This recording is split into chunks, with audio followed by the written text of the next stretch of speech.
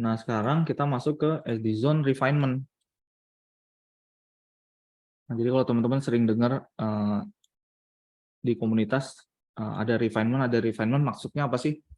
Nah, jadi kenapa kita perlu merefine atau menyempurnakan SD Zone ya? Nah, jadi seperti yang sudah dipelajari sebelumnya, SD Zone dapat diidentifikasi dengan melihat transisi dari dua pergerakan harga, range sama expansion.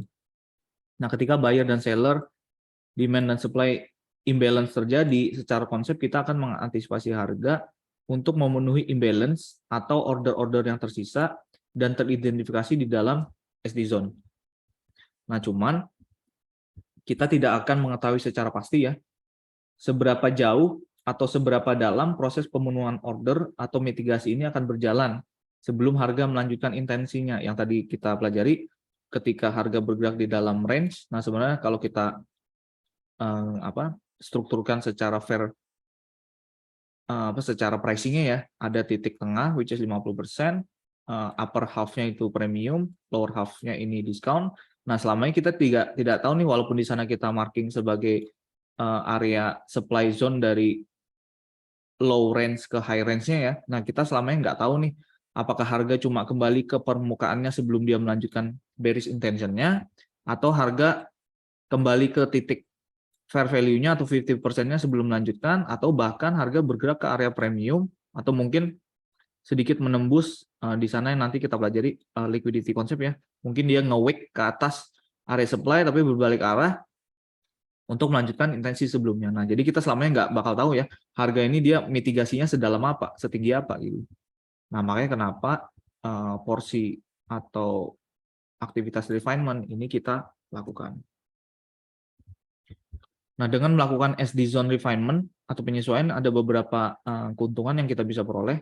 Yang pertama, meningkatkan akurasi identifikasi SD Zone. Nah, sekaligus juga meningkatkan potensi reward turis dari suatu peluang. Jadi, yang misalnya area range-nya, high low-nya, supply atau dimensionnya besar ya. Misalnya di sana 10 pip. Nah, dengan melakukan refinement bisa jadi di dalam range tersebut kita perhatikan di sana ada area pivot terakhir misalnya, which is di sana kita bisa refine jadi area supply atau dimension yang lebih kecil, which is yang sebelumnya 10 pip, ini bisa jadi separohnya misalnya, 5 pip. Nah, otomatis dengan melakukan ini kita juga bisa meningkatkan potensi reward turis dari suatu peluang. Kenapa? Karena otomatis kita entry dan penempatan stop loss-nya yang sebelumnya lebih dari 10 pip, ini bisa dipukul mendekati 5 pip. Nah, which is udah 2 kali lipat nanti potensi risk to reward-nya ya. Nah, itu tujuan yang pertama. Yang kedua, untuk identifikasi tambahan SD zone yang tidak terlihat di suatu time frame. Nah, karena metode atau pendekatan refinement ini nanti ada beberapa macam. Nah, ada juga yang kita bisa pergunakan untuk ini, identifikasi tambahan SD zone yang nggak terlihat di suatu time frame. Nah, kemudian yang ketiga, ini untuk meningkatkan probabilitas SD zone untuk di-respect oleh harga karena adanya konfirmasi zona di dalam zona. Jadi misalnya, ada peran penting dari multi time frame juga nanti ya. Nah, jadi misalnya di H4 terlihatnya seperti ini, ada zona supply di higher time frame. Nah, ternyata kalau kita zoom in ke time frame yang lebih kecil, di sana ternyata kita refine ada sebutlah area supply-nya M15, yang mana kalau kita refine lagi ke area M5, di sana ada supply zone yang tersisa di ekstrimnya H4 atau M15. Nah, artinya di sana ada konfirmasi supply zone M5 di dalam M15 di dalam H4. Nah, artinya titik tertinggi yang kita bisa refine, nah itu bisa menjadi membantu meningkatkan probabilitas SD zone karena untuk diri spek. Kenapa? Karena hampir di semua time frame ini terlihat di sana memang ada area supply yang valid, ada zona di dalam zona yang belum termitigasi. Nah, itu bisa jadi konfirmasi tambahan. Nah, cuman perlu diingat ya, ada plus minusnya. Plus atau positifnya seperti itu, nah minusnya perlu diingat, proses refinement ini juga memiliki sisi negatif di mana karena yang tadinya misalnya 10 pip nih, kita kan nggak tahu ya, harga bisa kembali ke permukaan, bisa kembali ke 50%, bisa kembali ke refinement zone yang kita refine di time frame yang lebih kecil. Kita selamanya nggak tahu harga akan kembali ke zona yang mana sebelum bergerak melanjutkan intensinya. Nah, makanya kalau refinement ini kita lakukan, sisi negatifnya ini bisa saja harga tidak menyentuh zona yang kita refine lebih rapat. Artinya di sana ada kemungkinan kita kelewatan peluangnya gitu. Nah, jadi makanya kenapa plus minus. Nah, ini juga mungkin ada hubungan sama yang lalu pertanyaan Lisa kan ya, yang terkait penempatan stop loss itu. Nah, ini juga berlaku hal yang sama ya. Jadi kita jangan fokus ke trade per trade basis. Jadi selama kita pendekatannya konsisten, ya ada yang terlewat atau miss pun peluangnya nggak ada masalah. Kenapa? Karena dengan melakukan refinement ini kita sudah tahu sisi positifnya adalah kita bisa meningkatkan risk to reward-nya secara drastis. Bisa 2-3 kali lipat. Jadi kelewatan peluang yang tanpa refinement pun kita nggak terlalu khawatir. Kenapa? Karena sekali kita dapat, nanti dapatnya itu bisa menutupi peluang-peluang yang kita sudah miss dengan kita misalnya kelewatan peluang dari refinement kita gitu. Nah, yang penting kita sadari aja ada sisi positif, ada sisi negatifnya. Nah, ini refinement. Nah, sekarang cara nge-refine-nya gimana? Ini cara yang paling dasar kalau misalnya kita masih menggunakan single time frame refinement ya. Nah, jadi proses refinement-nya dimulai dari identifikasi. Sebentar, saya ganti dulu warna biar gampang. Nah, jadi mulai dari identifikasi SD zone dengan range atau pivot ya, dasarnya tadi. Jadi ada yang range, ada yang pivot, ini yang paling dasar. Nah, refinement dapat dilakukan dengan menyesuaikan zona ke candle terakhir sebelum momentum atau imbalance terjadi. Nah, jadi awalnya dari range, kita kan marking dari range low ke range high ya, sebagai supply zone-nya. Kalau yang pivot dari pivot low ke pivot high dari pergerakan pivot sebagai supply zone-nya. Nah, nanti kita lihat kalau di dalam area range supply atau pivot supply tersebut terlihat masih ada area imbalance yang tersisa. Ingat imbalance kita bandingkan antara candle pertama dengan candle ketiga. Nah, selama di sana ada area imbalance, nah kita bisa sesuaikan range ataupun pivot ini ke candle terakhir persis sebelum momentum atau imbalance terjadi. Nah, jadi lebih rapat. Jadi dari range low, range high, pivot low atau pivot high, nah kita sesuaikan ke candle terakhir persis sebelum momentum atau imbalance terjadi. Nah, which is refinement-nya ke sini. Nah, ini refinement yang pertama ke candle terakhir. Nah, dengan catatan memang contoh di sini kita pergunakan bullish candle sebelum pergerakan turun ya. Nah, pada prakteknya ini kita tidak memperdulikan atau kita tidak mempermasalahkan warna candlenya.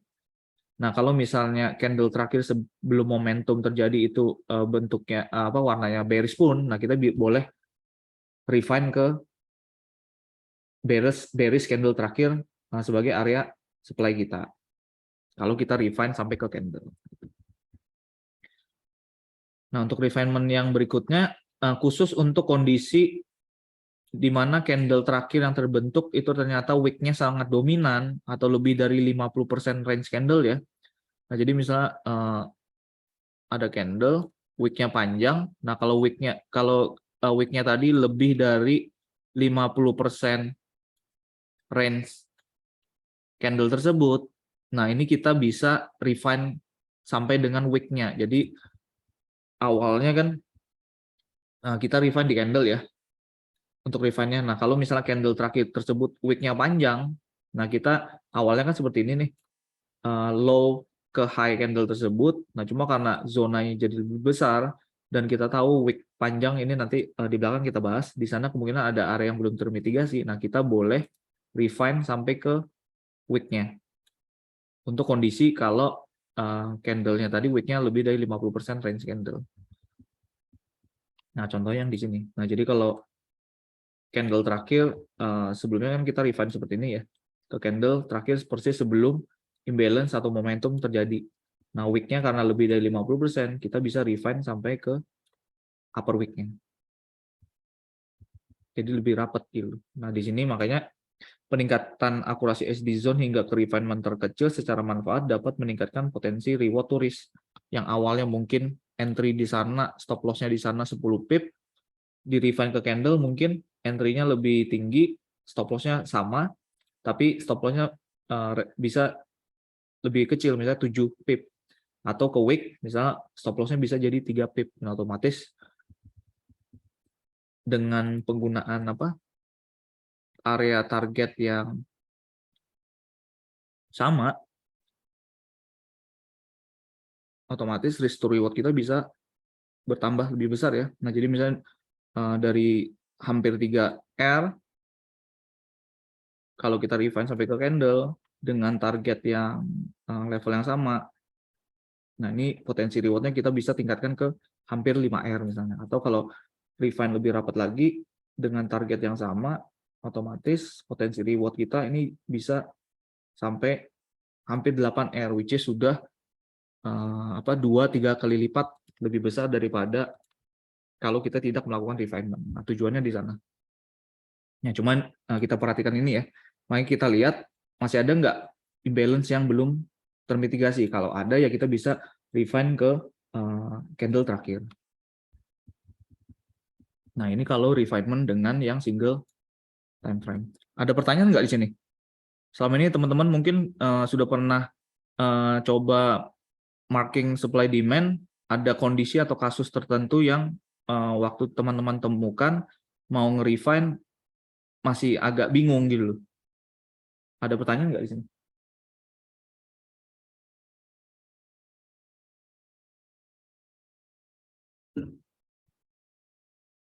Belum ada ya? Lanjut dulu ya. Kalau ada bisa langsung di-slide aja. Nah, yang kedua, kita juga bisa refine SD zone dengan menggunakan multi time frame refinement.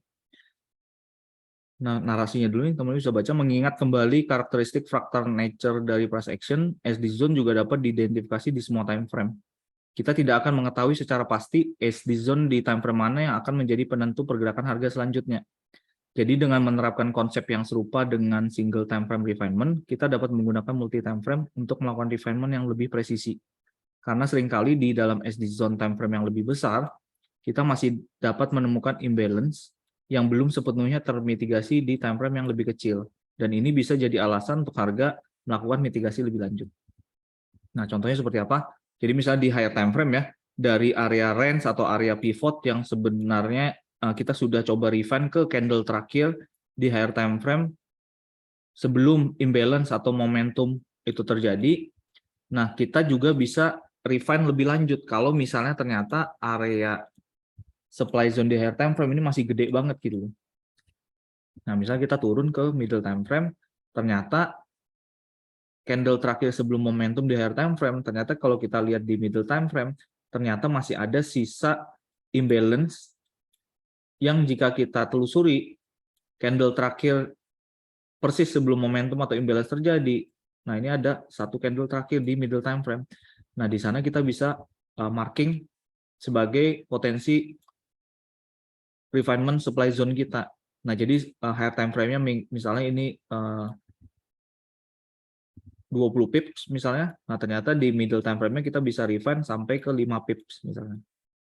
Nah, cuman dengan melakukan multi time frame refinement ini sebenarnya ini ya tujuannya untuk membantu kita supaya kita tidak kaget atau enggak surprise. Jadi ketika misalnya harga kembali ke supply zone higher time frame kita, kemudian di sana di lower time frame ini ada konfirmasi untuk ambil posisi sell ya. Terserah itu kita dapat profit dulu atau mungkin kena stop loss. Nah, ini artinya kita nggak kaget. Kenapa? Karena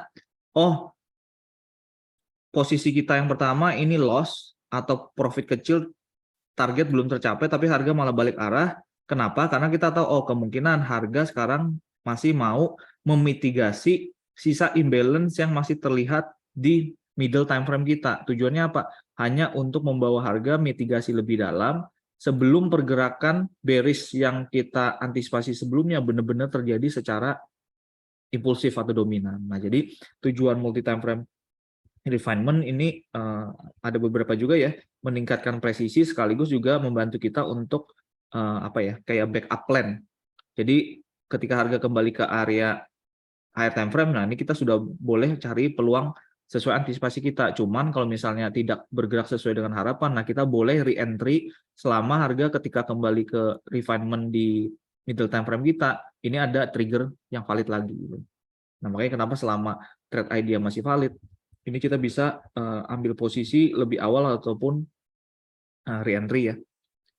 Nah, kuncinya jalankan multi time frame analisisnya dengan top down analisis.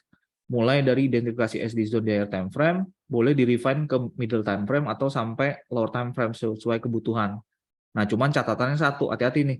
Jangan over refinement. Kenapa? Kalau refinement-nya terlalu terlalu banyak, ini akan meningkatkan kemungkinan kita kelewatan peluang. Kenapa? Karena kalau misalnya kita kekeh ya, pokoknya saya pengen harga kembali sampai ke refinement yang paling kecil, misalnya di M5 atau M1 misalnya. Nah, ternyata harga cuma kembali sampai middle time frame, cuma beda sedikit nih, tapi karena kita kekeh, terlalu perfeksionis, pengen harga kembali ke zona yang paling refine, nah ternyata nggak disentuh sedikit, harga ternyata bergerak sesuai antisipasi, dan di sana mungkin ada trigger valid untuk entry di lower time frame. Nah, itu artinya terjadi kelewatan peluang seperti ini karena kita melakukan over refinement. Nah, jadi ada sedikit tips ya. Jadi ketika teman-teman menggunakan refinement dengan multi time frame refinement, nah yang biasanya saya lakukan nih untuk cegah over refinement, teman-teman bisa pergunakan refinement ini cukup dilakukan hingga satu time frame di bawah time frame spesifik yang digunakan untuk identifikasi SD zone atau point of interest. Contoh, misalnya kalau dari H4 kita sudah identifikasi H4 zone yang ini, nah boleh kita zoom in ke M15, marking supply zone M15-nya di mana? Di dalam supply zone H4. Nah, jadi di chart kita nanti ada dua supply zone nih. Ada supply zone-nya H4 sama M15 misalnya, atau M15 dengan M5. Nah, jadi kita boleh ketika harga kembali ke area zona yang lebih besar, nih kita sudah boleh cari peluang. Cuman kalau itu tidak berjalan sesuai antisipasi, jangan langsung dibuang nih trade idea-nya. Karena kita tahu, oh kemungkinan bisa saja harga pengen mitigasi lebih dalam dulu sebelum bergerak sesuai dengan antisipasi. Nah, makanya di sini salah satu fungsi penting dari money management juga ya, sama trading plan nanti. Nah, kita ngasih kesempatan, kita bisa entry lebih awal, tapi kalau itu loss bukan berarti trade idea-nya kita buang. Nah, kita boleh cari re-entry lagi selama trade idea itu valid, masih valid. Nah, masih valid atau enggaknya, ya kita lihat apakah zona yang kita marking tadi ini masih di respect atau enggak. Nah, jadi ini nanti mungkin di di walkthrough ya, cuma saya sampaikan sedikit. Nah, salah satu kunci yang kita lihat adalah selama zona itu kita identifikasi di time frame misalnya H4 ya. Nah, ketika harga kembali di H4 nih, selama tidak ada candle di H4 yang berhasil break dan close di atas supply zone tersebut, tapi cuma wick. Nah, ini kita masih kategorikan supply zone di H4 tersebut masih valid. Nah, jadi kalau di lower time frame ini masih ada trigger untuk cari posisi sell atau short sesuai dengan bearish intention H4 nih masih valid nih. Nah, jadi kita lihat ada nggak candlestick yang berhasil break dan close di luar supply atau demand zone dari time frame spesifik yang kita gunakan untuk identifikasi point of interest. Kalau ini M15 ya kita lihat candlestick-nya M15. Selama candle 15 nggak break and close, ya ini masih valid. Walaupun ada wick.